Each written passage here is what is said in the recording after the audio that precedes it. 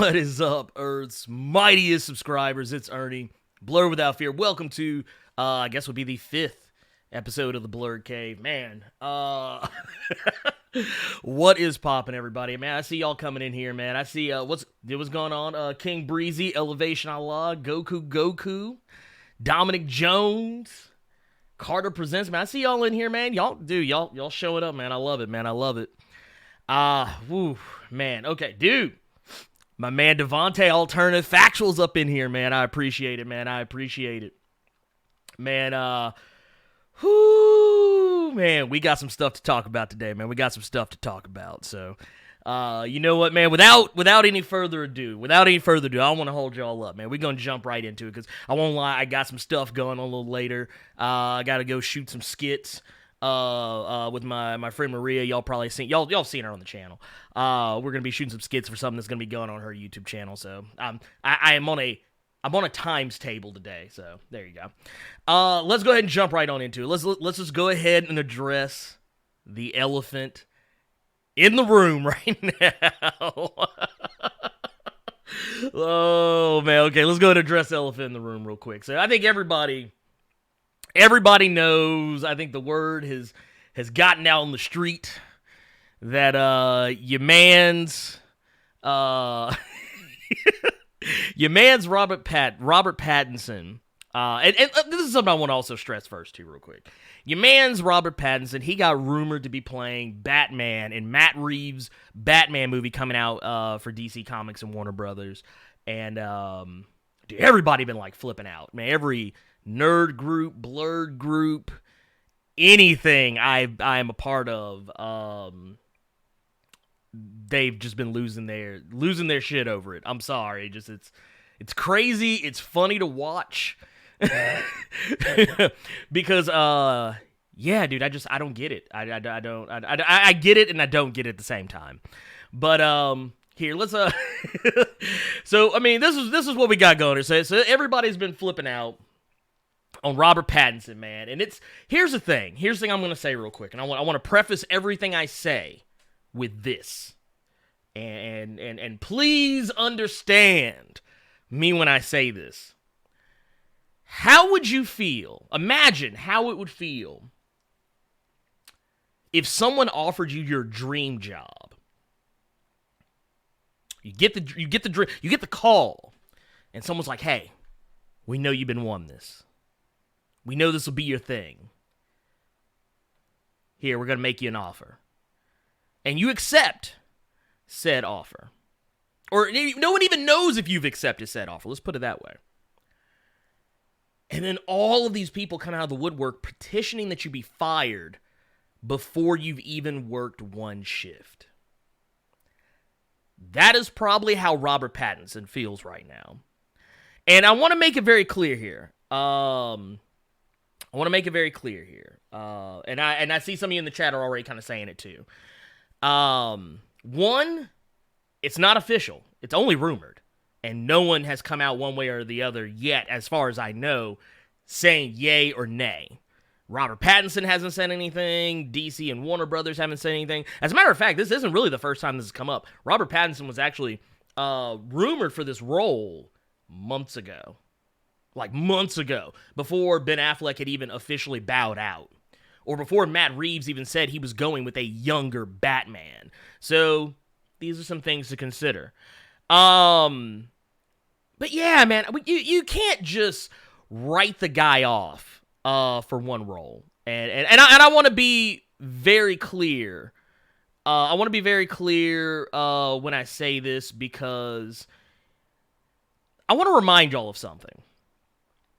Robert Pattinson isn't just known for Twilight. I mean, that's what people know him for, but the man didn't take an Avada Kedavra from Voldemort just to be remembered as nothing more than Edward from Twilight. Like, I guarantee you, most of the people who are complaining right now about Robert Pattinson being Batman have never seen him in anything. They probably never seen Twilight. They only know what they know about Twilight just because of the cultural zeitgeist that was going on at the time when Twilight was coming out. Like, I've actually seen most, not all of them, I've seen most of the Twilight movies due to my ex-wife. And I have even read 1 or 2 of the Twilight books. Not great reads, but I'm one of those types of people. I try not to shit on something if I haven't experienced it. So I read the first 2 books, and I was like, yep, it's terrible. I even watched the movies, and I was like, yep, they are not good. It's all about how nice it is to have a boyfriend. Which is just not me. Just not me. It's not my thing. Regardless of that, of gender, whatever. I don't think having a significant other is the end-all, be-all of your life. Doesn't define you as a person. But yeah, I mean, the guy literally took an L from Voldemort so that Harry Potter, the boy who lived, could take out Voldemort. And I'm sorry, but that's what I remember him for. I also remember him from other movies that he's been in. The man has done a ton of other movies. Like here, I just want to show y'all real quick. Let's do a case study. I want to do a case study real quick. So here, bear with me on this one. This might be a little rocky. But here, let's see here. We've got Robert Pattinson's IMDb page. And right here, I'm going to go and tell you right now, the guy, yes, if you look at his known for section, you will see nothing but Twilight and, Remember Me, which most people, I'm going to guarantee you, most people do not even know he was even in that movie. Like, people that are, the outliers. But I mean, let's look at, his other body of work. Like, let's first off, let's see, when was the last Twilight movie? So the last Twilight movie was in 2012. Breaking Dawn Part 2. The man has been in multiple other movies since then, and like, y'all are holding him accountable for some movies he did almost 10 years ago. He's not even the same person anymore, and I would even venture to guess that much like how Ben Affleck grew from the time that he was in Reindeer Games and Gigli, I'm pretty sure Robert Pattinson has done the same. And you know what? I don't even really want to. Man, I don't even want to air the whole thing out like this. But I mean, let's be fair on a couple of things. We haven't seen the movie yet. The movie hasn't been made yet. It's in pre-production at best. It's a pre-production at best. And this is a rumor at most. And we haven't seen anything. We haven't seen him as Batman. We've seen some Photoshop jobs. A la this one, right here. The, people Photoshopping Robert Pattinson's, face under the cowl. I mean, yeah, we've seen that. We haven't seen anything. We haven't seen him I've seen him act in other movies. I know he's a great actor. He's a fantastic actor. And honestly, if anyone could play a whiny playboy billionaire with mommy and daddy issues, it would probably be Robert Pattinson. And I mean, I'm not even saying that to be dismissive of Batman, but it's a fact. Like, that's just who Batman is. He's a psychopath. He's a guy who dresses up as a bat and goes out and beats up criminals to the point of them almost to the point of killing them, but somehow doesn't kill them. He's not that complex of a character, really, when you think about it. I mean, literally, he's just a dude who dresses up as a bat who has mommy and daddy issues. That's really it. That is not even a challenge to most actors. Like, it would be, playing Batman, honestly, I think would be the equivalent of what every kid does when they take theater, when they have to play, like, the Sleeping Beauty part, like, the death part where they just lay there and try not to move. I think that might actually be harder. It would be for me, because, I talk a lot, so. It would literally be under pain of death for me. But yeah, I mean, I just don't get it. I do not understand it. It's kind of sad and just, I don't know, makes me laugh. I've seen people like talk about, oh, he's gonna be glittery Batman. Okay, can we drop it? Can we drop that? Literally, like it's almost to the point now where like I want to remind people of something here, and I'm gonna pull this up. This is a picture. This is a picture that I like to remind people of when they start talking crazy and all outside, of their mouth, in regards to people playing roles. So here, I want to show y'all something. This picture right here, when Heath Ledger was announced as the Joker in The Dark Knight, this picture was the first picture to come out. Heath Ledger was called everything from, he was called, and I don't like saying this word, but I'm going to say it just so it hits home, but he was called everything from a faggot to a butt boy to broke-back Joker to, oh, Joker can't be gay. Like, okay, first off, let's be clear about something. He was in a movie where he played a gay guy. Why does that make him gay? Women are in movies all the time where they have to kiss other girls. It doesn't necessarily make them lesbian. But no, it bothered me. It bothered me on a primal level because, and I won't lie, I was one of those people. I wasn't saying the homophobic stuff, but like I was one of those people. I was one of those people who was like, he can't do it. I was like, no, he can't do it. I don't think he has the ability to do it. I can't see him as, the Joker. But guess what? Heath Ledger is now one of the most iconic, if not the most iconic portrayal of the Joker that there ever has been, and he's the one people think about now. He supplanted Jack Nicholson. Jack Nicholson used to be the gold standard of what you were supposed to be when you play the Joker. And Heath Ledger came along over 20, feels like almost 20 years later, and he took that spot. He got on that pedestal. He is now the Joker people wish we still had. And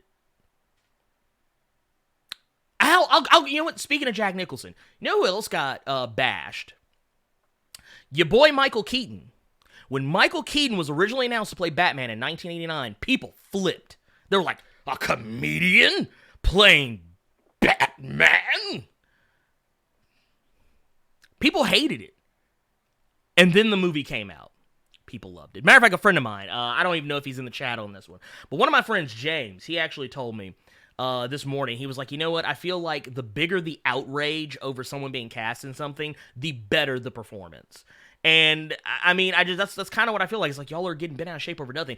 Hell, let's go to one more recently. Gal Gadot, who played Wonder Woman when she first came out as Wonder Woman. And I'm not gonna lie, I was one of those people too. I said she was too skinny to play Wonder Woman. And she shut me right the fuck up. I just feel like it's not wise to lambaste someone for a role that A, you haven't seen them perform, and B, they just took a job. They're not trying to ruin your childhood. They're not trying to destroy your image of Batman. I mean, it's still going to be there. Hell, there's been worse Batman. I actually think that Robert Pattinson would be one of the better ones. Let's look no further than Val Kilmer, who I love Val Kilmer as an actor, but he was not a good Batman. He was, and honestly, at the time, and I'm going to talk about George Clooney here too in the same breath, is that at the time, Joel Schumacher was directing them to play more of an Adam West style Batman, and that's why it sucked. Because Adam West being Batman, not a bad Batman, but the thing is, in the context of what he is doing, you can't do that today. Like, it's dated and it doesn't work. It only works when you have the person who was there to do it in the first place. And there you go on that.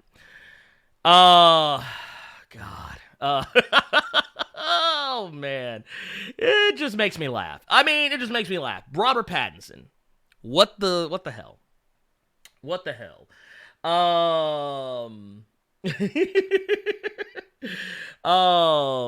But yeah, at first, okay, let me go in here real quick, man. Let me go in here real quick.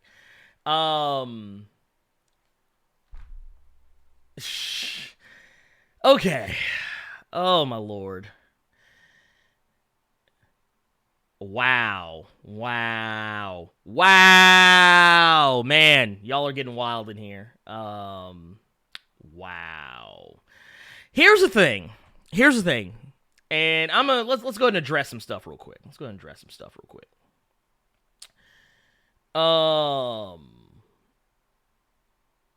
Here's the thing. Muscle is not hard to get. I want to point out something because I think some of you don't understand how this works. Here, I want to show y'all something. I want to share. We're going to share with the class. Okay.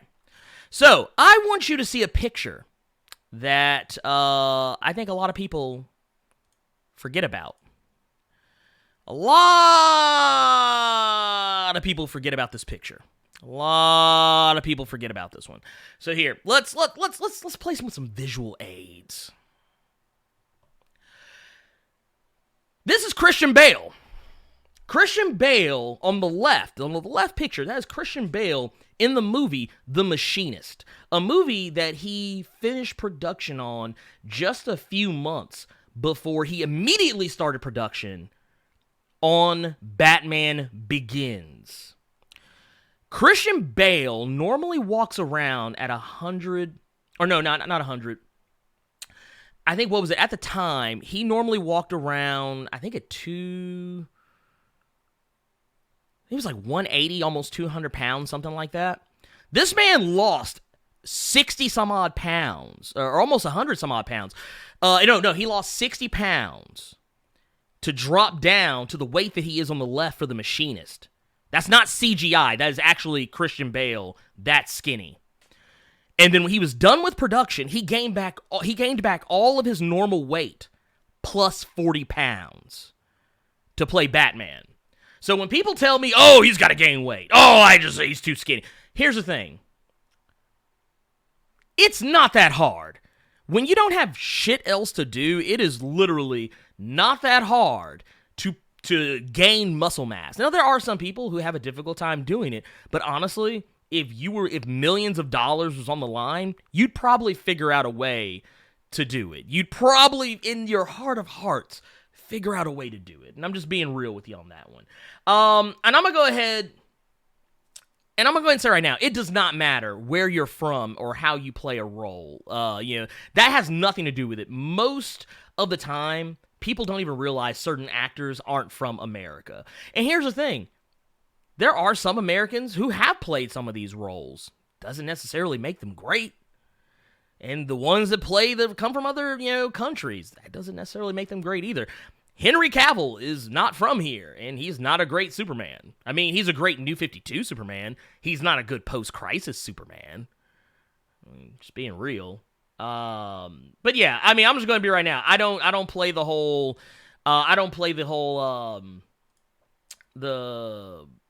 sexism and hating on people because of what they do, what they are, whatever. It's just not my thing. I don't care for it. And here's the thing. Let's also, in alternative factuals, point out something too. Christian Bale is also a method actor. The guy has no problem. The guy has no problem doing this. He has flip-flopped like weights backward and forward. And I'll also piggyback what L. Johnson says. Any healthy human being can put on muscle. Most comic nerds don't understand that because they don't work out. And that is true. I mean, shots fired. It's an RKO out of nowhere, but I mean, it tracks. Also,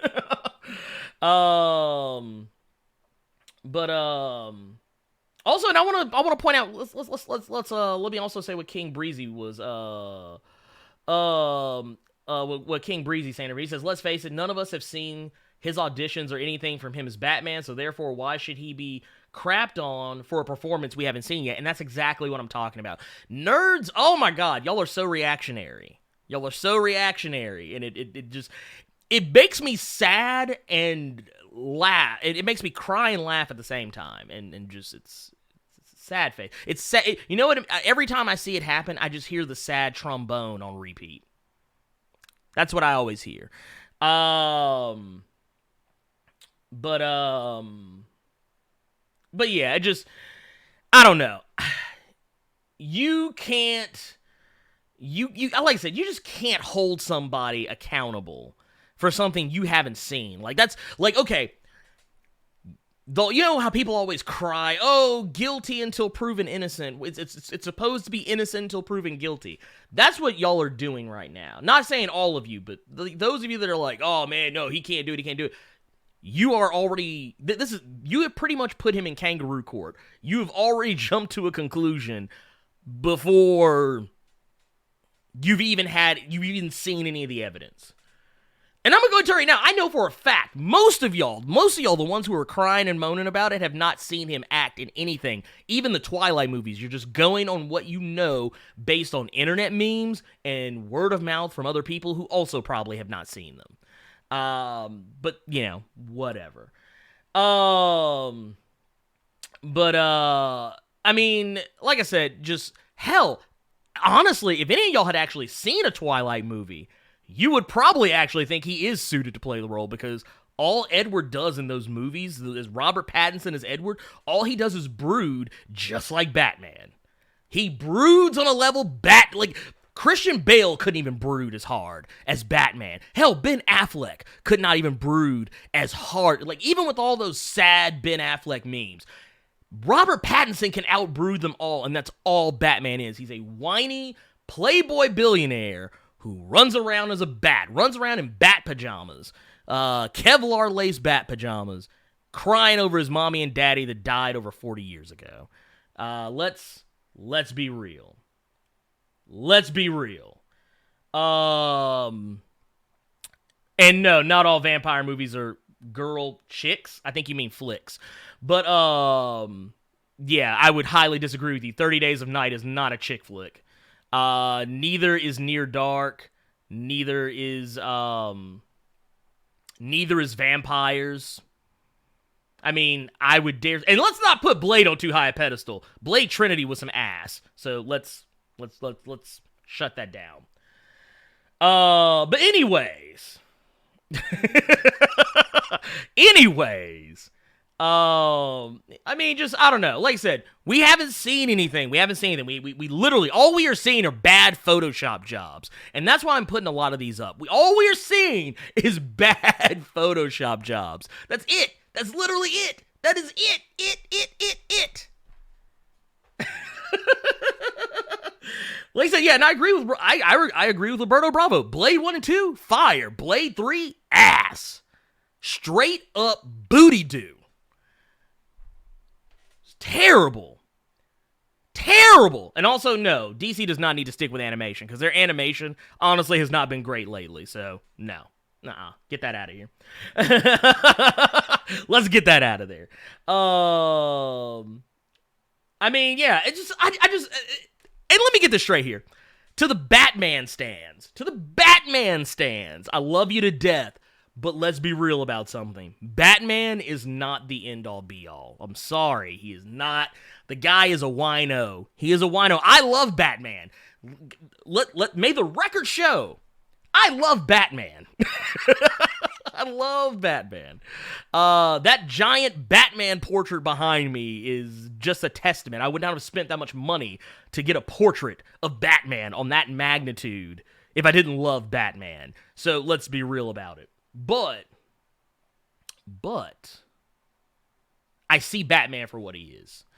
And when you love something, when you truly love something, and I think this is where the difference between people who love something and stans.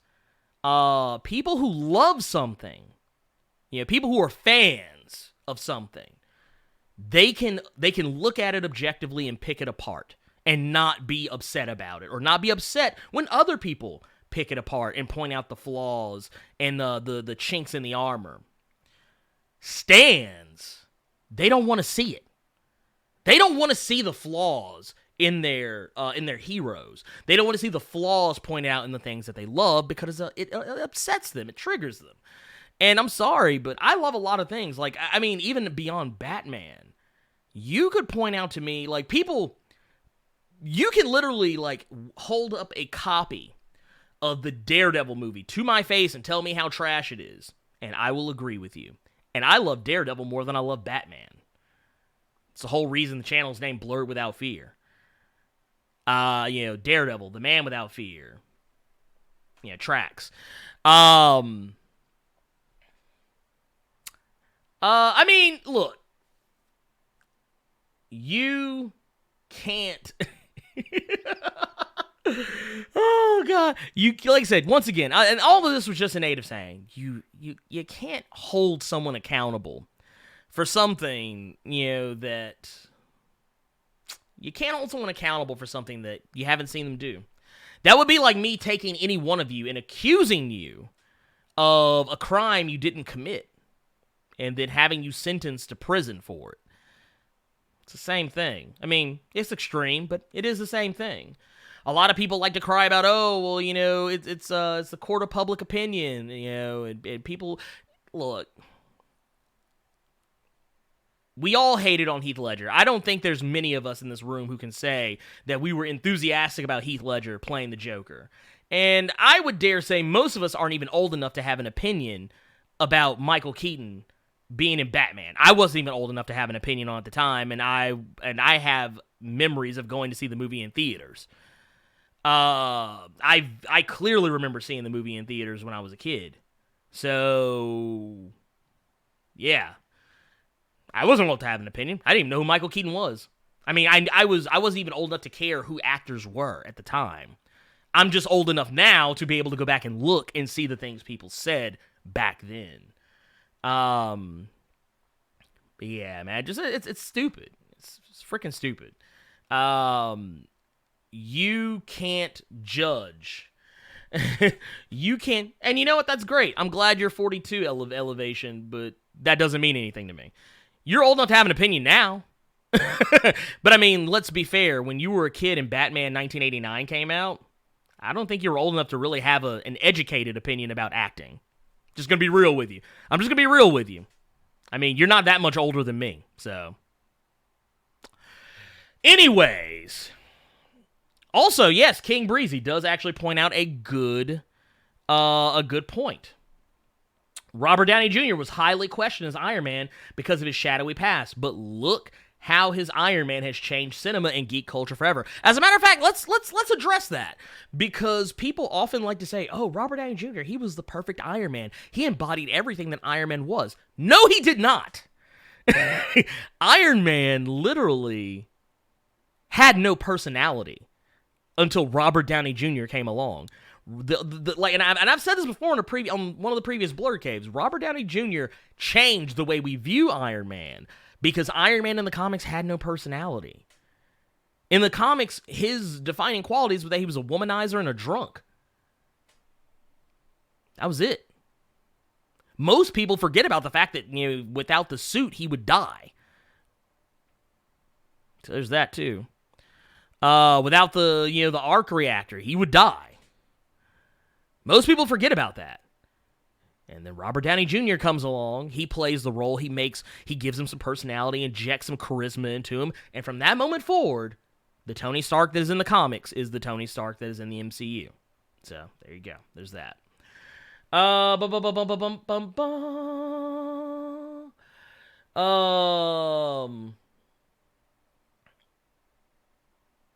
yeah, I don't know, man. I like I said, and exactly my point. No one cared. Exactly. King Breezy said exactly what I was saying here. Marvel literally changed Iron Man in the comics because of Robert Downey Jr. I'm telling y'all it's revisionist history. Y'all think that, it's not, that it's not a thing. Y'all want to think. Exactly. Yes. K-Chaser, you said it too. Iron Man was a boring drunk. Okay. I want to point out something to y'all. the most personality. Y'all want to know what the most personality Iron Man ever had before Robert Downey Jr. played him in the MCU in 2000? What was it? 2008. Okay, back in 1984, Marvel Superheroes Secret Wars. That was the one time, like, when I went back and read that book, I was like, man, dude, Iron Man actually had some personality for a change. Then you come to find out Tony Stark's not even in the suit. It's frickin' Rhodey. There you go. And that's the thing. Robert Downey Jr. went from being a Hollywood pariah. He was a guy people didn't even want on his sets because of his past drug addiction and alcohol issues and his criminal back. Like, not even say his criminal background, but I don't want to make it sound like he was robbing banks. But I mean, he was arrested on multiple occasions for drug possession and drunk driving and all sorts of crap. He was a gamble. A gamble for Marvel. Marvel, like, people literally looked at Marvel and like, what are you doing? Are you crazy? 10 years later, now what? People are crying when he says, I love you 3,000 now. Get it. Man, come on. Anyway, I want another little friendly PSA. I never want anything to be bad. And I don't like that attitude either. Like, when people talk about, like, oh, it's going to be trash. It's going to be garbage. It's going to be terrible. I don't think like that. Like, I really don't. Like, I mean, even when I see something, I'm like, man, that doesn't look very good. But really, I'm just saying what I'm thinking as far as, like, you know, just looking at it at face value. But really, at the end of the day, I don't care. Because at the end of the day, I want it to be good. I don't want a movie to fail. I want a movie to succeed. Because if that, and Kevin Feige, the Marvel guru himself, even said this, that if a movie fails, if a superhero, comic book, whatever movie fails, it hurts the entire genre. That's why when people were asking him about the DCEU, the DC movies, Justice League being a critical flop, and technically a financial one as well, he said that he doesn't like that because if Justice League fails, that hurts Marvel.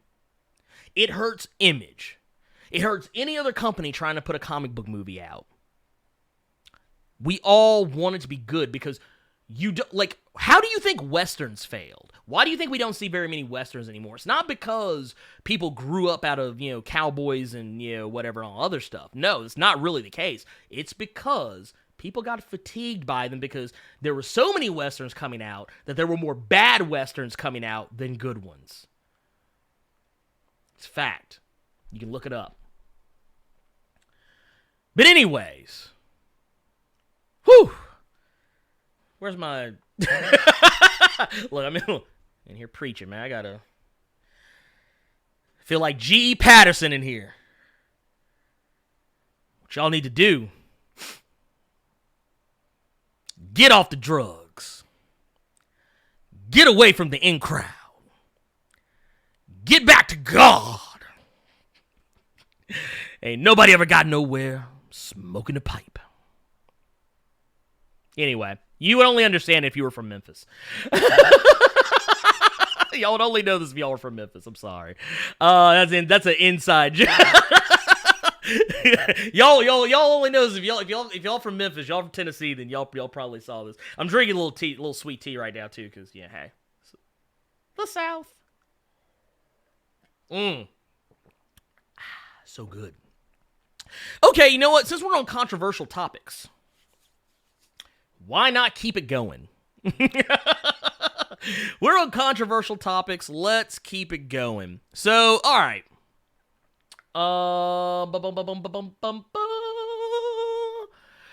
Let's switch over. You know what? Yeah, I don't want to hit you with too much controversy right away. I don't want you too much. I don't want to overload you on controversy. So, how about this? Let's talk about the solicits that came out for Batman number 77. Let's talk about that real quick. Batman number 77. I don't know if any of y'all have been reading it. I don't know if y'all been keeping up with Tom King's Batman, but he just recently got out of the Nightmares arc, which was pretty good. A little weird, but I mean, I get where they were going. And they have now started I think it was a Fall of the Fallen, I think is what it's called right now. But Batman, the Thomas Wayne iteration of Batman, he has essentially been working with Bane, and people didn't really understand why, and I'm going to tell you right now, it's real simple. He doesn't want his son to be Batman anymore, so he's trying to break his son of being Batman because he knows he won't just quit because he asked him on good looks alone. So there's that.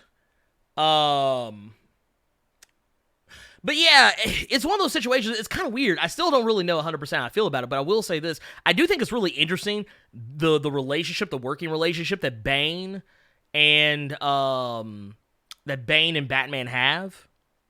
It's pretty interesting. I'll buy that for $1. Need to make a soundbite out of that. Anyway, neither here nor there.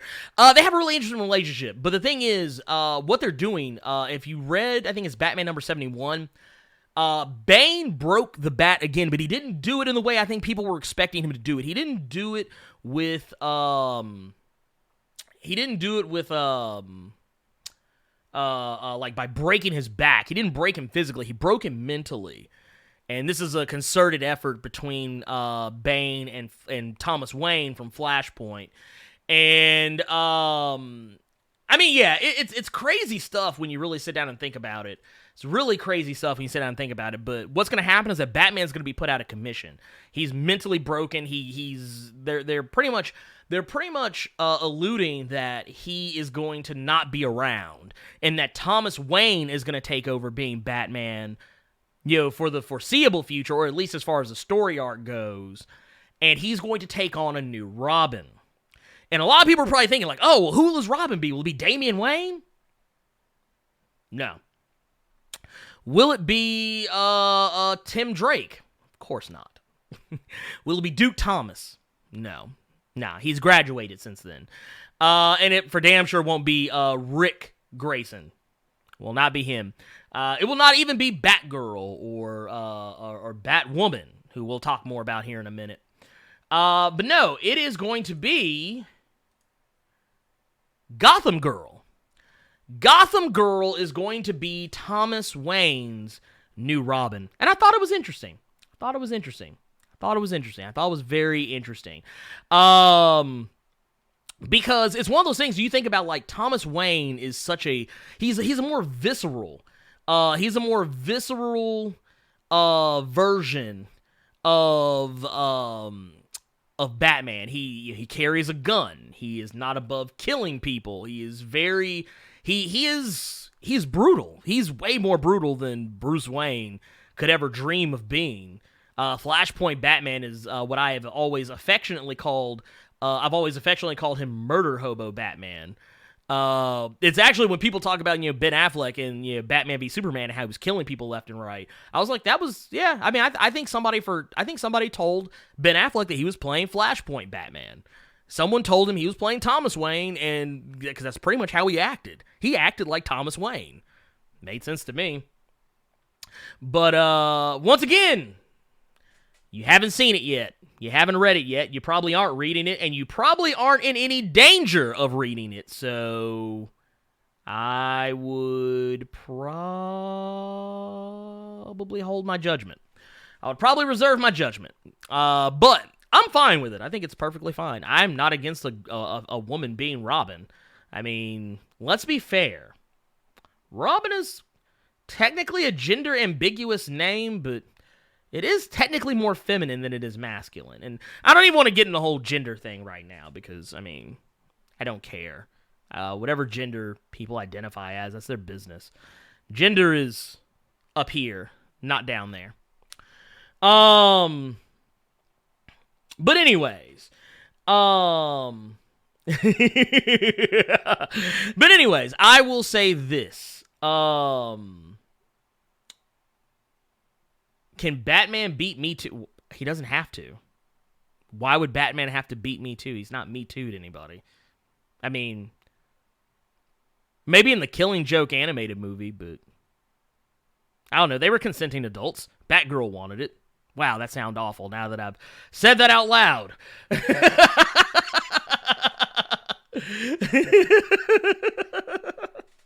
But no, anyway, I think that's a good look because, I mean, if any of you have read The Price, which was Tom King and Joshua Williamson, both Batman and Flash writers coming together and doing another, like a sequel to The Button. I did a video on it not too long ago, earlier this week. Yeah, I mean, I think it's good. I think it's great. I think it's perfectly fine. I'm not against this at all. Gotham Girl's kind of been through the ringer. She's a little crazy. She's grown her hair back out. She seems rehabilitated, maybe. And, I mean, you know what? You kind of need someone that's like Gotham Girl to kind of play off of a darker, hard-edged, brutal Batman like Thomas Wayne. A Tim Drake ain't gonna cut it. Hell, Damian Wayne would be too much at home. Damian Wayne would be right at home with a Thomas Wayne Batman. And honestly, I don't think that would work either because you gotta think about it. If Thomas Wayne doesn't want Bruce to be Batman, why would he want his son to be Robin? So yeah, there you go. You got to think about these things. That would defeat the whole purpose if he took Damian Wayne as his Robin. And I mean, I'm perfectly okay with this. I'm fine with it. Like I said, you know what? I thought it wasn't going to be controversial. It was controversial anyway. Man, you can't please them all. You can't please them all.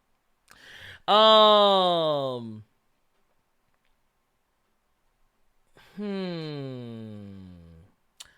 know, I will say this. I mean, I don't want to double back too much, but I will say this: it'll be a big budget movie. That's what DC movies are. It'll be a detective movie. Matt Reeves has said that much. It'll be more of a detective movie than we've ever seen of Batman in anything. So there you go.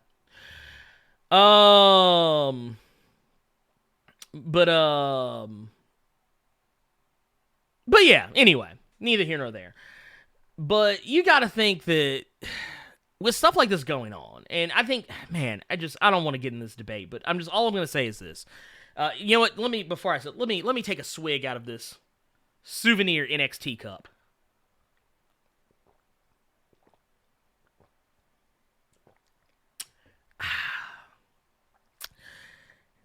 Yeah. Okay, anyway.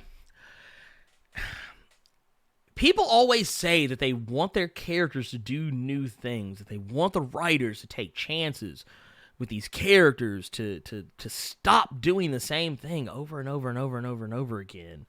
And man, they get new and they don't want it. I mean, honestly, I feel like you don't win. I feel like you either A, keep Batman being the same old lame-ass Batman for the rest of our lives, and be criticized for it, or you try something new and get criticized for that too. So I often say that if you don't like something, spend that energy and create something of your own. I think that's a very reasonable thing to do. If I don't like something, I don't give my money to it. I think that's one of those things. We kind of live in this entitlement era where we feel like everything has to be made for us. And if it's not made for us, it pisses us off. And I mean, let's be real. Not everything's made for us. You know, that's an impossible task to make something that's for everyone. There's no such thing as something for everyone. Even I even kind of hate that phrase, and I'm guilty of saying it. There's no such thing. There are people who will sit up here and tell you that, you know, oh man, you know, Avengers Endgame is a movie that anyone can like. I know people who don't like it. Granted, most of those people don't like much of anything, but there you go. Anyway, whew, my God. My goodness. Well, you know what? You know, since I've already destroyed your childhoods, I'm gonna take one more shot. Though this won't really be your childhood, because, yeah, whatever. Anyway, neither here nor there. Let's keep it in the Bat family. Oh, let's keep it in the Bat family here. Oh, my God. Let's see here. Oh, do I want to? May as well. So, Batwoman. Because some people on Twitter asked me about this. What do I think about Batwoman? I'm fine with it. I liked Batwoman in what was it, Elseworlds, the crossover from this current season. I want to say it was the current run of Arrowverse, whatever. I was fine with it. I like it. I actually like Cassandra Cain. I think she's a great character. Yeah. Sue me. I mean, I will admit, when they originally announced that Ruby Rose was going to be playing Batwoman, I was a little hesitant because I just personally didn't see her as that character. And mostly because I've never really seen her in anything where, like, I've liked her as an actress. So there's that. It wasn't because of, her looks or anything like that. But I don't know. I saw the trailer. It was fine. Didn't hurt my feelings. It touched all the things it needed to touch. And I'm going to tell you right now, and this is the same thing I say to people who cry about what is it, Supergirl and other shows and things like that. And it's usually men. It's usually men that are always doing this. Crying about how it's terrible, it's trash, they couldn't get into it. Here's the thing. It's not for you. I mean, I don't want to be the one to drop the bomb on you, drop the news flash on you, but it's not for you. It really isn't. It is, it's probably for anyone but you. I mean, they make these shows, they make them for women, because women read comics too. Women read comics, gay people read comics, trans people read comics, lesbian people read comics, pretty much I don't think there is a single spectrum of the LGBTQIA community that don't read comics. Like, they're just like exclusively do not read comics. It's not a thing. Just because it's a male-dominated arena doesn't mean women aren't there. It's like I had to tell a guy the other day. He was trying to tell me that chicks who like anime don't exist. And I was like, they exist. They just don't like hanging out with smelly guys. Just saying. Usually the guys I know that are into anime or go to anime conventions, they usually don't wear deodorant. And I ain't gonna lie, I don't want to be around that shit either. But that being said, and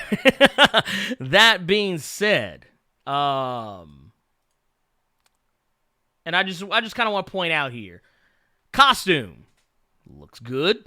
It's pretty close. I mean, I don't expect it to be exactly like it is in the comics, but it gets the point across. I mean, yes, she's wearing a wig in the costume because in the comics she wears a wig with the costume. Cassandra Cain has really short hair. Her hair is usually either in a crew cut or just like a straight Caesar. So, I mean, there's that. Which is kind of, I mean, they're not necessarily playing her up exactly like that. She's not going full crew cut, but I mean, hey, I can dig it. Yeah, I mean, I don't know, just... And yes, I will definitely say this.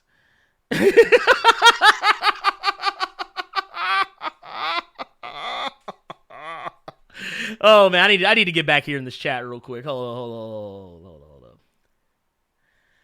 on. Let's see. Well, I mean, here's one thing I will say. Here is one thing I would say. Okay, first off, Elevation on Law, why would Batman bang his cousin? Just saying. Also, she's gay, so he definitely wouldn't be banging her. Now, that is how Batman catches a Me Too. Not the ways you want him.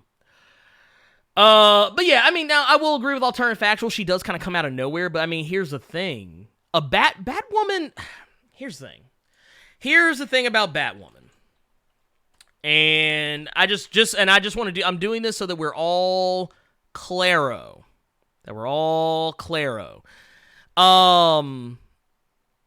Kate Kane.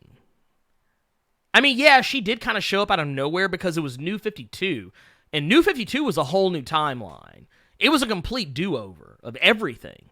So yeah, she came out of nowhere, but in the context of like the overall story, she had always been there. She was even teased, or not necessarily her specifically, but Martha Wayne's family was teased in the first volume or two of New 52 Batman when they were talking about the Kane family. If you read, like, it wasn't in like the Court of Owls proper, but like if you read the in-between issues, the 1 or 2 issues that DC usually puts between story arcs, it was in that. Martha, the whole idea of Martha being Martha Kane and the Kane family, that all came in New 52 in the very beginning. So, I mean, yeah, it came out of nowhere for us, but, you know, as far as, like, but the thing is, if your entry point was New 52, then it wouldn't have mattered. You wouldn't have known any better.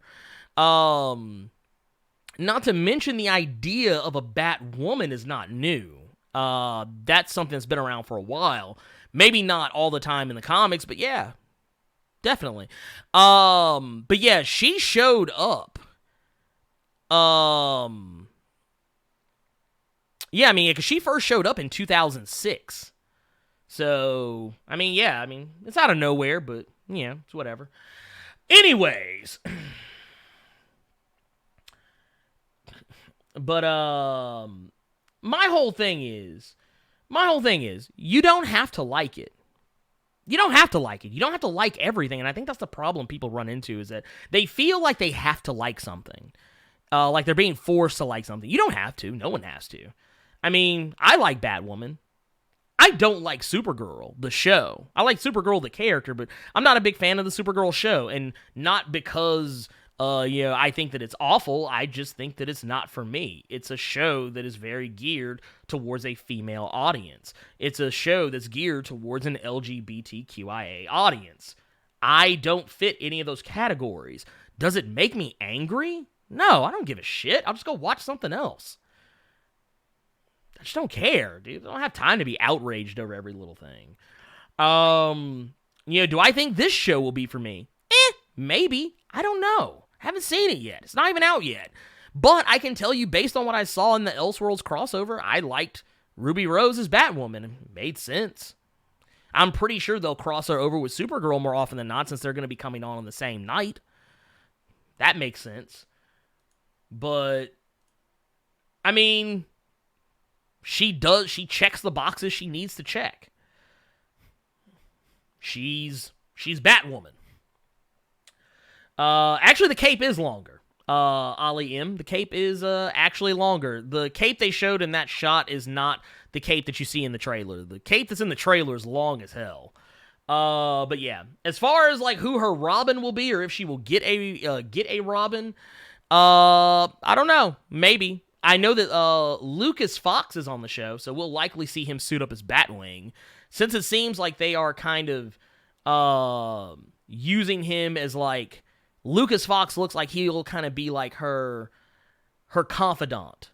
Kind of like how every CW show has like the main character and the character that they trust the most. Where like Flash has Cisco, or technically Joe. Either one of those, you can kind of flip-flop them. Arrow has, you could say either Diggle or Laurel, or any one of the other various members.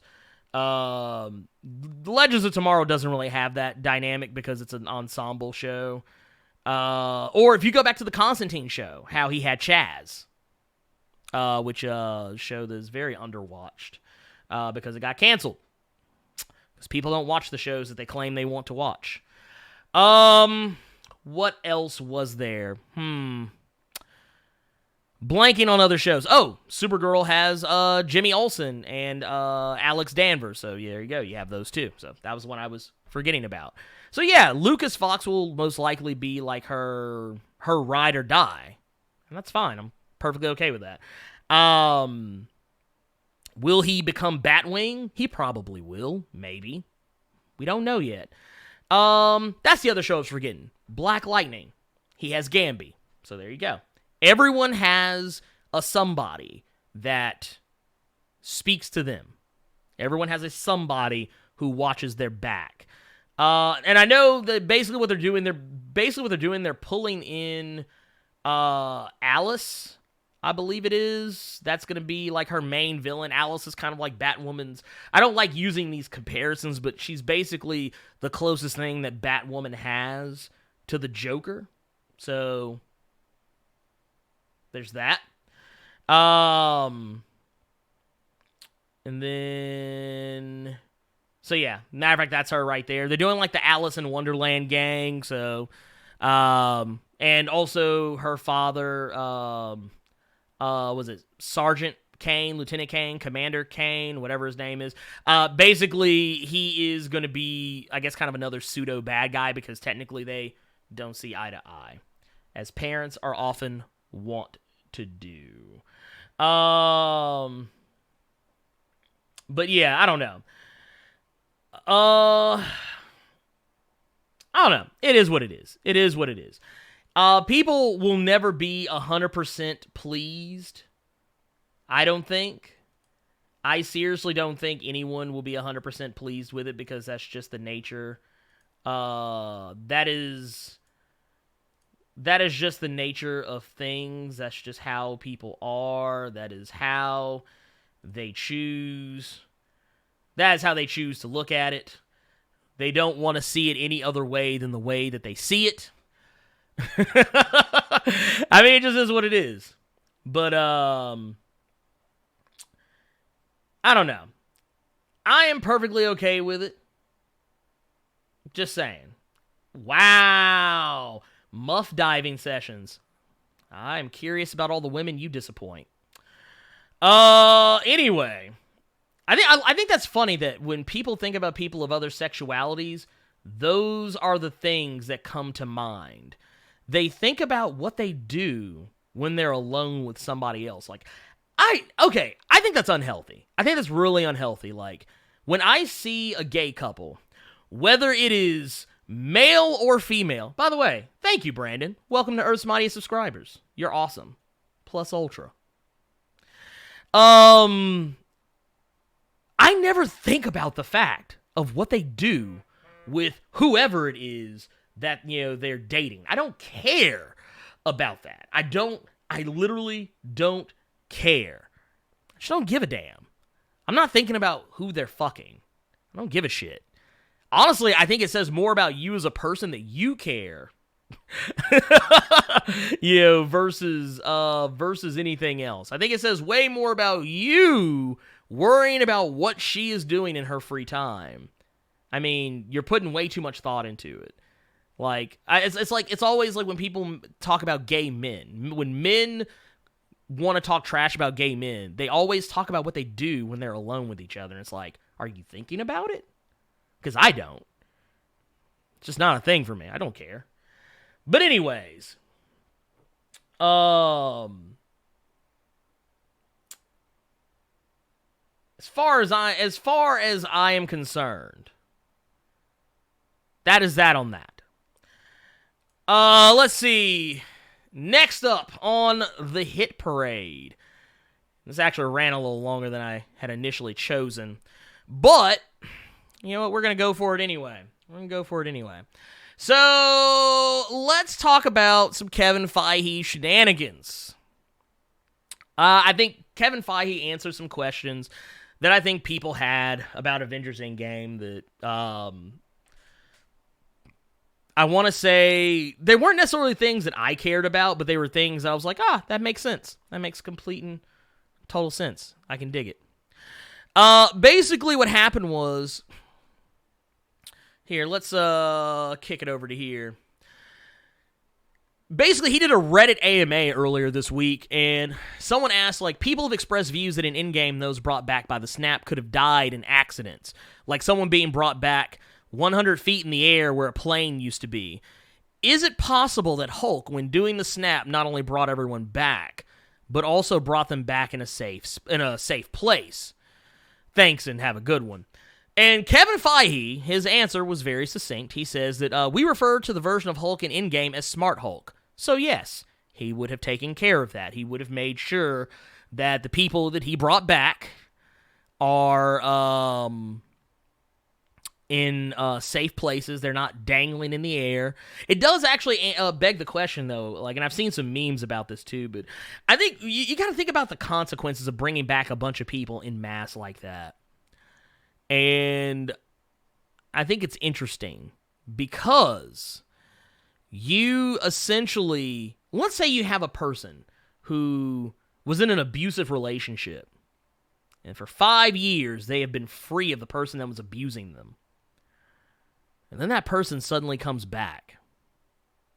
Or another case where let's say you were married to someone who got caught in the snap, and you moved on. You moved on with your life, remarried, met somebody else, had a family or whatever, and suddenly that person comes back. Kind of crazy.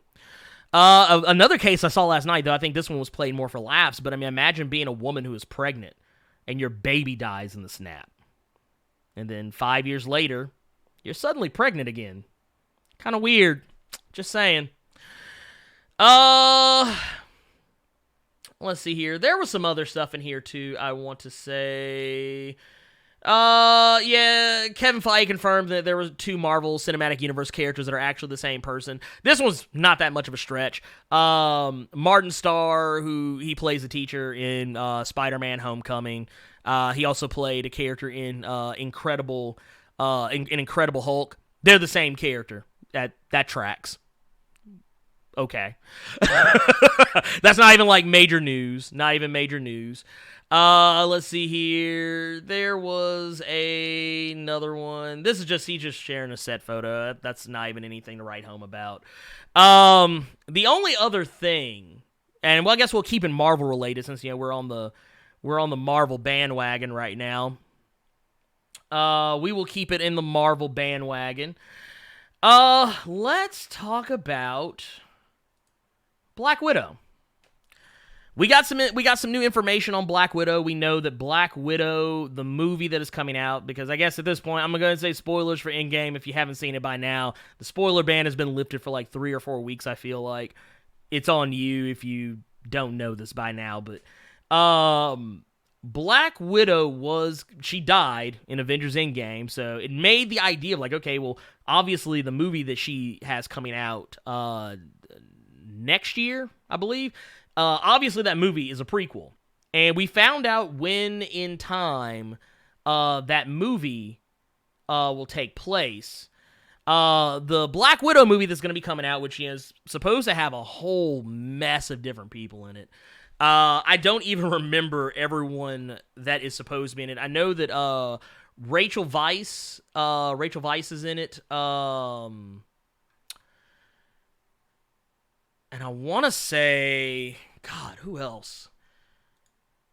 Here, we're digging it up right now. Florence Pugh, Rachel Weisz, David Harbour, and O.T. Fagbinley? I'm going to butcher that dude's whole name. But anyways, the movie that she's going to be in takes place during, around the time that Captain America Civil War takes place. So we now know exactly when it happens. We know kind of roughly about what look ScarJo is going to be carrying on with, whatever. I mean, that's cool. I mean, I kind of expected to be like, I actually expected to be like before even Avengers. Maybe even before Iron Man 2, which is where she first showed up. Wow, you know what? I think that those are the only words Elevation Allah can say is hot trash. Like, that's his only vocabulary.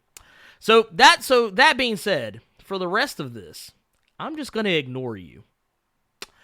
Anyway. So, here's my thing. So, as far as the movie goes, it being a prequel, so clearly, I know it's going to have the typical prequel stuff that people always complain about. There's not going to be any stakes. We know that she's not going to die. We know her character's never going to be any jeopardy or danger or anything like that. We know that we already know how the movie is going to end, pretty much. And I would actually challenge someone to think differently and maybe feel like, I don't know, maybe give it a chance. You never know. Maybe give it a chance. You never know what can or won't or will. You never really know what'll happen. I mean, it's a freaking movie. You haven't seen it yet.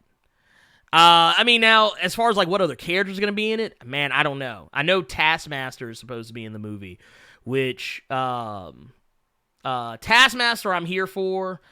If Taskmaster is actually in it, then I think that would be great. I think he's supposed to be the villain. I think he's supposed to be the main villain of the movie, or at least in some way, shape, form, or fashion. I actually would not be at all messed up about it if we actually got to see a little more Crossbones. If it takes place before Civil War, I would love to see Crossbones again. If it takes place like shortly after Civil War, then we probably won't get that. But if it takes place before Civil War, I would really like to see another opportunity, maybe get another shot at I seen Frank Grillo as Crossbones. That would be cool. I'd love to see Crossbones and Taskmaster working together. You could really set up some Masters of Evil stuff, which honestly a lot of people have rumored that's probably what they're going to do with Black Widow. They're going to use it to set up the Masters of Evil. I could live with that. But but I don't know, man. It is what it is. It is what it is. Now that being said, I think we have kind of hit the level that I wanted to hit. Basically, what we're going to do now, I'm going to open it up. For some questions. We're going to answer questions for the next... We're going to answer questions for like the next 20 minutes. So yeah, I'll take questions. You can ask me whatever. I'll probably answer it in some way, shape, form, or fashion.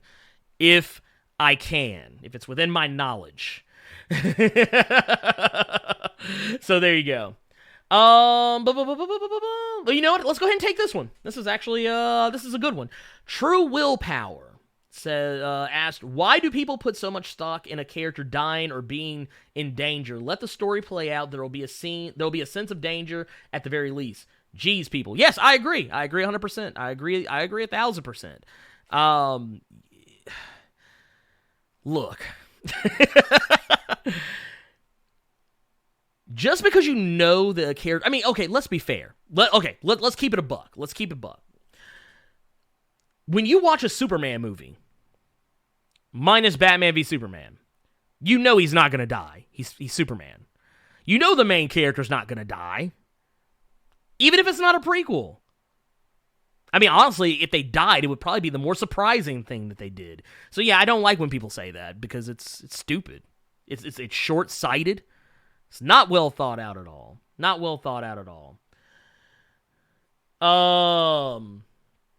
Let's see here. No, I don't want to take phone calls. I don't want to take phone. I don't like talking on the phone. I don't think people understand that about me. I hate talking on the phone. Stephen Huggins asked, will they bring back Quicksilver?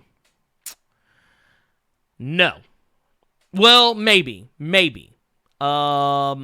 Honestly, when they did it, because Quicksilver and Scarlet Witch exist in a weird legal gray area,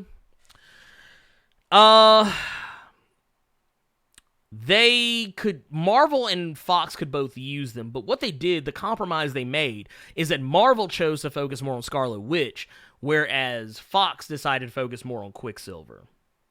So... as to go back to the phone call thing, maybe in the future. There's too many moving parts to that. If I had like someone that was handling that stuff for me on site, maybe, but I don't, so it's off the table until further notice.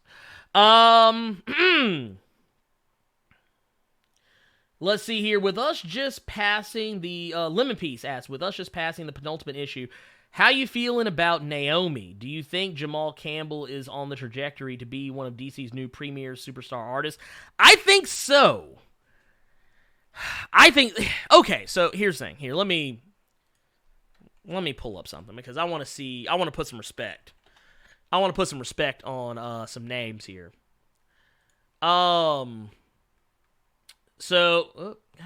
Yes, I accept cookies. Sure, I love cookies. They're great.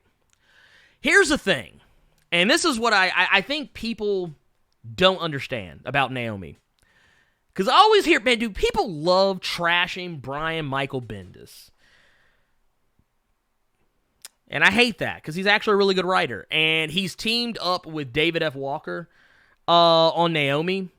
I don't know if they write every single issue together or co-write every single issue together, but I mean, it's really good.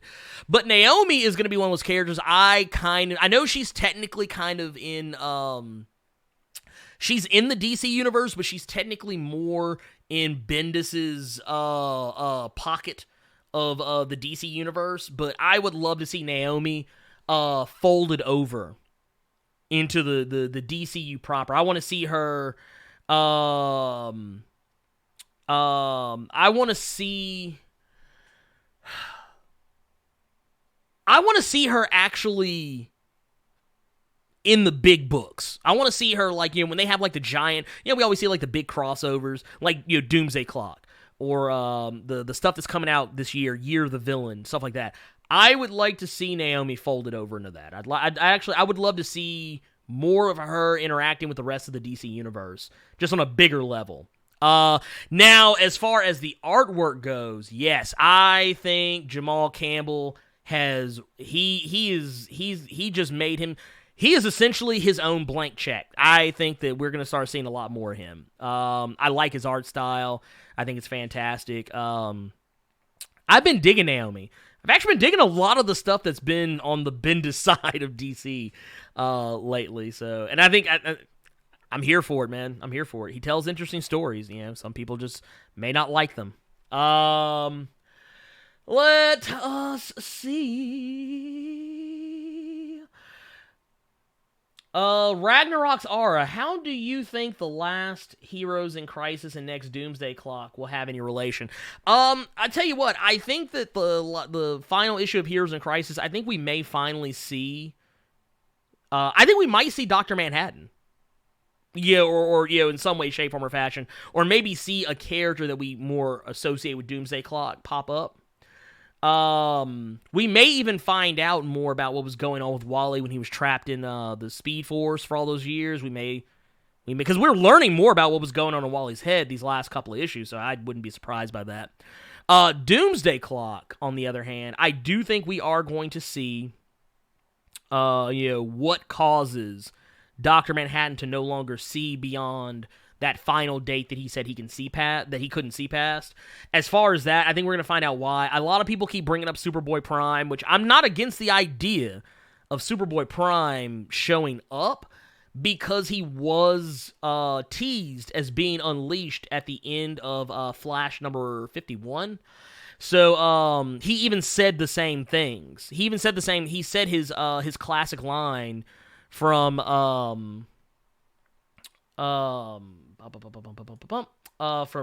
Infinite Crisis. Why could I not think of that? I don't know why I couldn't think of Infinite Crisis, but I do kind of just because I like having visual aids. I like having stuff to show. I'm gonna move this over here, and just so y'all can kind of see it. I want to zoom it in. There we go. There we go. Yeah, here it is. So yeah, it was So yeah, this is the final, I think probably the final page of Flash. I think it was number 51. But yeah, he says the exact same things. He says worlds will live, worlds will die, and the multiverse will never be the same. And of course, it's, inmate crisis.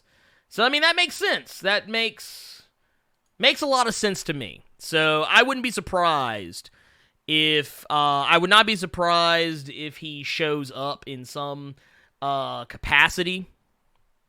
I wouldn't be surprised if he shows up and puts hands on Dr. Manhattan. I know a lot of people think that Superboy Prime will just punch him out of existence. Here's the thing. Dr. Manhattan can do the same thing. I don't think the fight's going to be as cut and dry as people think it's going to be if it is Superboy Prime. And you know what? I wouldn't be surprised if Superboy Prime didn't show up. I think Superboy Prime is better suited for his own story arc, if I'm being brutally honest. And with Year of the Villain being a thing, I could easily see that happening. But anyways. Let's see here. I kind of lost track of where I was at in here. Let's see. True Willpower. You asked me again. Have you met other YouTubers, and has anyone reached out to do collab videos with you, or have you, are you even interested? Oh, yeah, actually, I am. People have actually reached out to me. One of them is in the chat right now.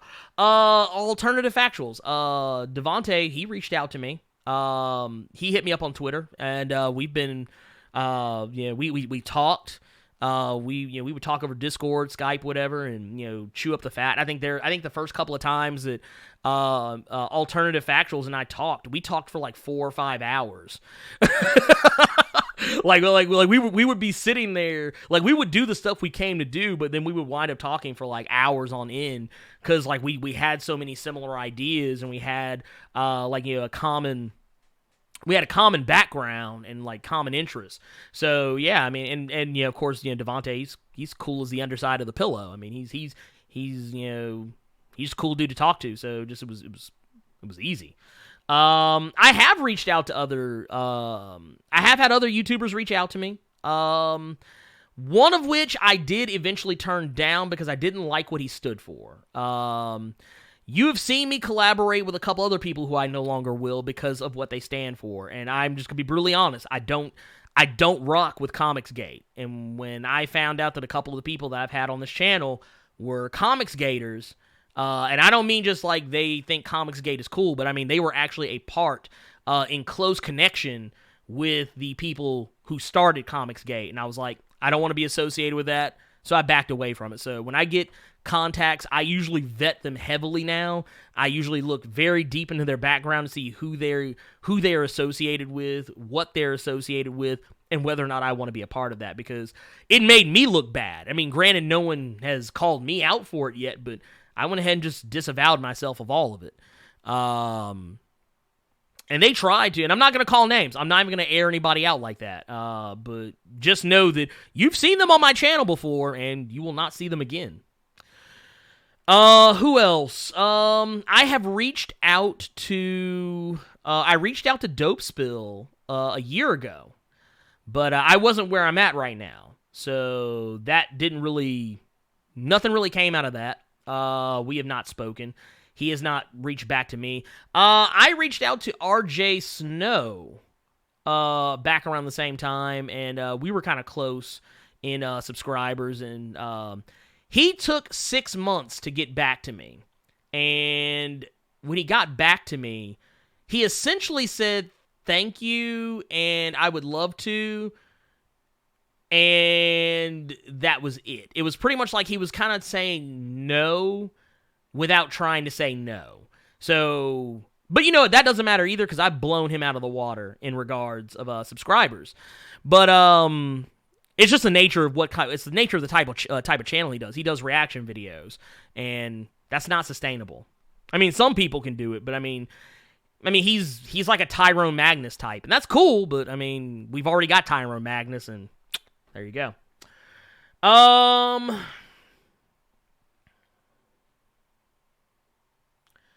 Let's see here.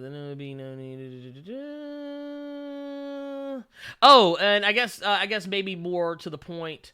Am I interested? Yeah, I'm always interested in collaborating. It's I'm not against it. I collaborate. I mean, technically, I'm leaving here after this is over to go work with my friend Maria to help her with her channels. I mean, that's a collaboration. Maria comes on this channel, collaborates with me. She doesn't have to. I mean, she's got voice actress shit to do. She could be doing that instead of helping me. She could be doing voiceovers for video games and cartoons and anime instead of doing what she's doing for me for free. But yeah, I mean, yeah, I'm always game for it. My thing is that it has to work. It has to line up just right. And sometimes they do, sometimes they don't. And I have decided I am going to reach out more to creators. I know some of you may have noticed that in the last War of the Realms video, I did a promo for one of my friends who does Stone Ninja. I'm trying to get something put together with him. I may even try and see if I can get Greg Cravens, his artist, to maybe do something for me. I don't know. We'll see what happens. Let's see. Base Handsome asks, how come all the black characters have to have black in their name? Not all of them do. Actually, very few of them do. I mean, you got Black Lightning, yes. Black Panther, yes. I mean, technically, Black Panther's name was almost Cold Tiger. So, but I think that they make sense, and honestly, I agree with why they do it, because it's the same reason why I'm the Blerd without fear and not the nerd without fear. I want people to know, because in the nerd community, black people are held to a higher standard of being a nerd than white nerds are. Probably more than any other color of nerd, because I've had people, and I even did like a long kind of Twitter thread on this about a guy who basically assumed that I knew nothing about Dungeons and Dragons because I'm black. He even tried to quiz me, like to make me to prove myself. So I call myself the Blerd without fear because I want people to know exactly who and what they're dealing with. And to tie it back to the superheroes, Black Lightning said pretty much the exact same thing. He says, I call myself Black Lightning because I want the cops and criminals to know who is out here in these streets, what is out here in these streets, keeping them safe. So yes, I don't have a problem with that. I mean, hell, there's characters called White something or other. There's a White Tiger. There's a White Canary. I don't care about that sort of stuff. I don't think it's that big of a deal.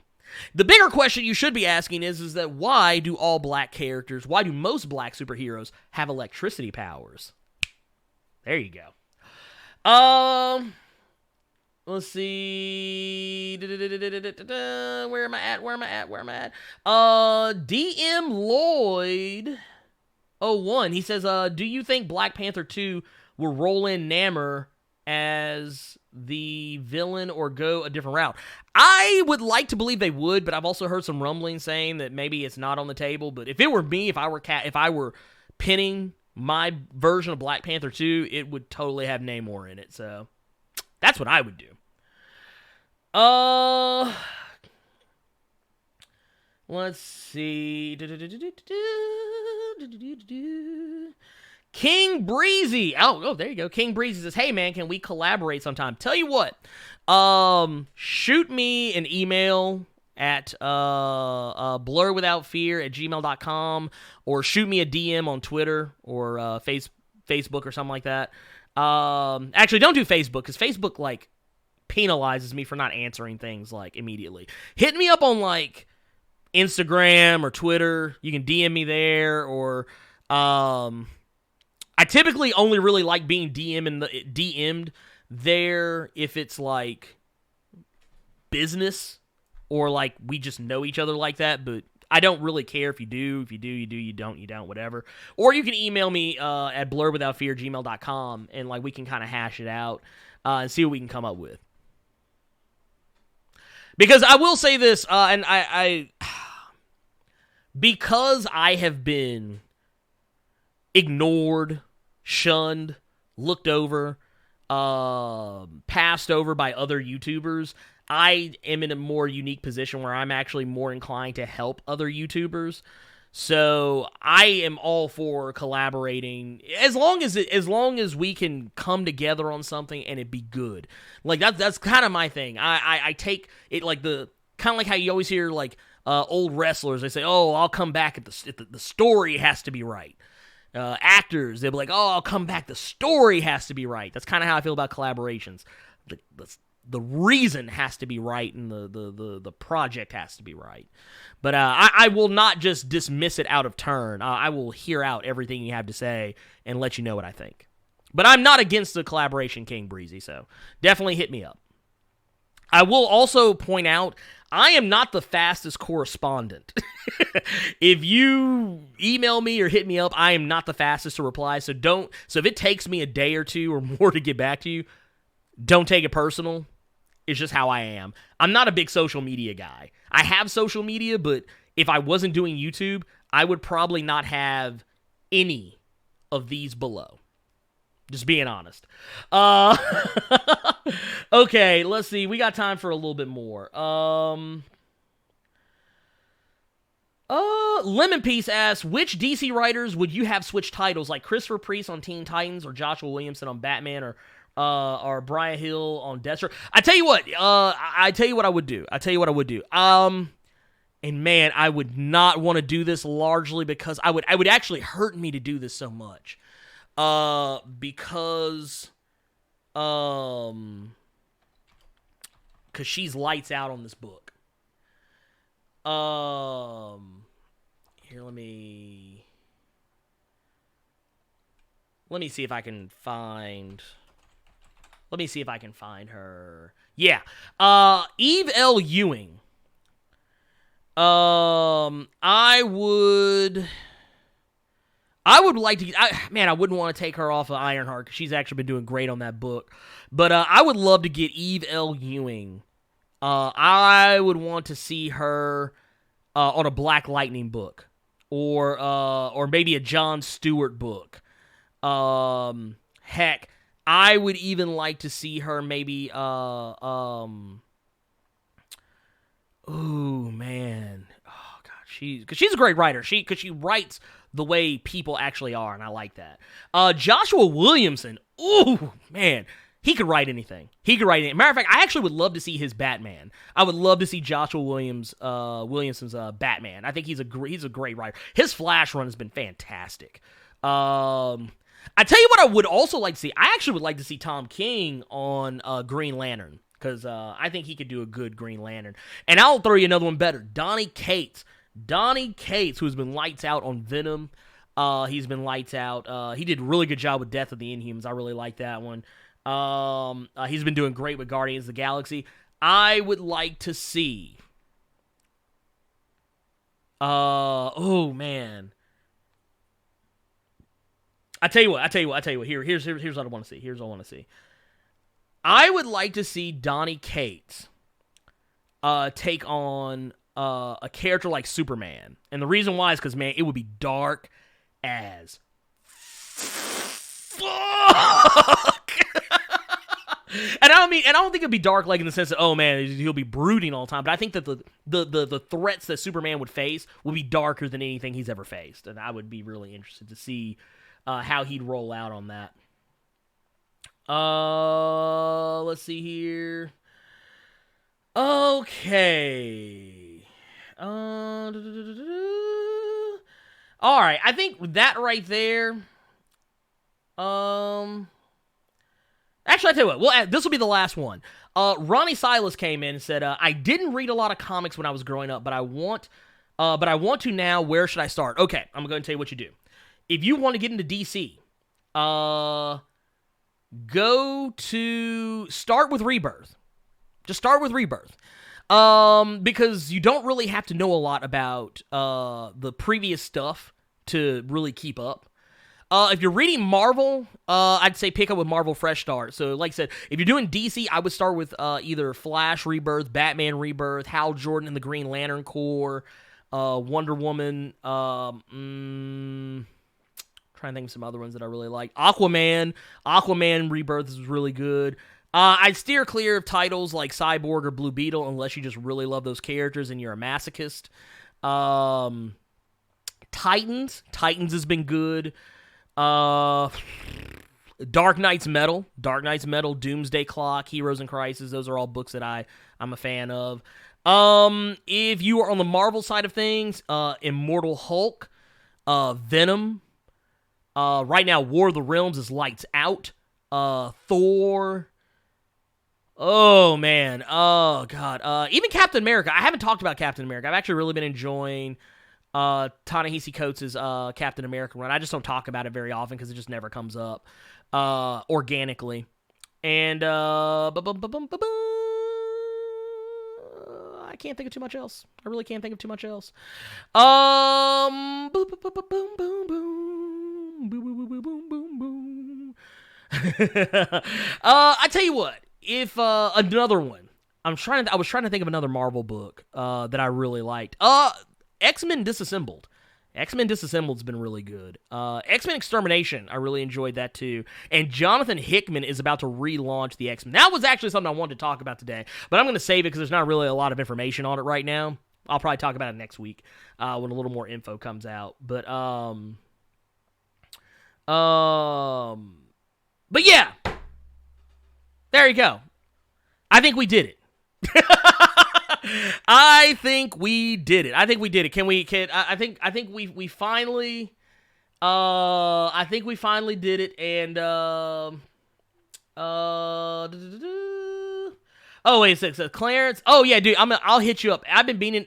I didn't reply to the email because I kind of said what I was gonna say in the thing, but I'll hit you back up. Thank you for shouting out on Sky Blue too. But I guess, man, it's official, man. It's official, man. I guess can we cut the check yet? Cut the check. All right, we cut the check. It's a wrap. Let's go ahead and get up out of here. Just want to go ahead and say thank y'all so much for watching this. Thank you for hanging with me. I think we've been in here for an hour and a half. I would love to go longer, but I got something else going on I got to get to, and I don't want to be that guy. I'm already going to be late to a thing. I don't want to be even more late to the thing. I got to change clothes, pack shit up, man. It's got to take this bad boy with me, which is just a breakdown in and of itself.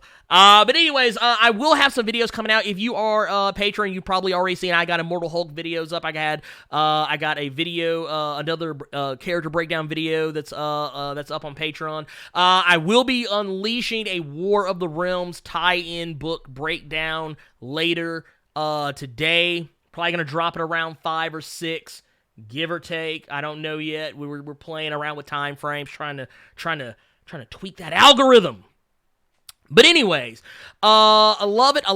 We're gonna drop that. I will also drop Immortal Hulk. Will probably go live. Volume 2 of Immortal Hulk. I'm gonna post that video Tuesday, and man, just depending on what else is going on. I got some other, so there's some Justice League videos up. I got caught up on Justice League, so if you're a patron, you're getting those early, because I'm probably not going to release those until sometime later next week, so there's that.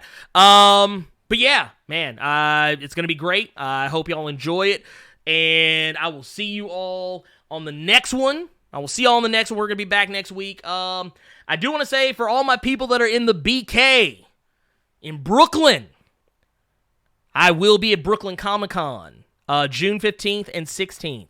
So, hit me up. I'll be at the Brooklyn Comic-Con chilling. I'll be doing some panels. I'll probably be kicking in with Alternative Factuals, Fantastic Frankie. I'll be, those are, I guess we're kind of like our own Just Us league. So I'll be there with them. But yeah, go ahead and check out Fantastic Frankie. Go check out Alternative Factuals. Check out King Breezy. Go check out all my peoples, all my allies, all my Blerd allies. But anyways, I'm gonna catch y'all next time. I love y'all all so much. I love you 3,000. In fact, I'll catch y'all next time. Plus Ultra.